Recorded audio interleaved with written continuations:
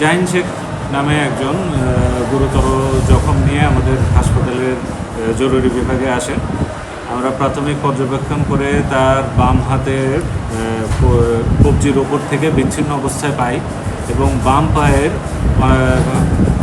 যে পায়ের পাতা এখানে অনেকখানি ওপেন ফ্র্যাকচার এবং ডিক্লোভিং ইনজুরি যেটা আমরা বলি সেই অবস্থায় পাই। সাথে তার আরও ডান পা এবং পেটে সহ বেশ কিছু জায়গায় আমরা গুরুতর জখম পাই। আমরা ইমার্জেন্সি জরুরিভাবে যতখানি চিকিৎসা দেওয়া সম্ভব আমরা নিশ্চিত করেছি এবং রোগী মোটামুটি সেটেল করার পরে আমরা উন্নত চিকিৎসার জন্য ঢাকা পঙ্গু হাসপাতালে রেফার করেছি।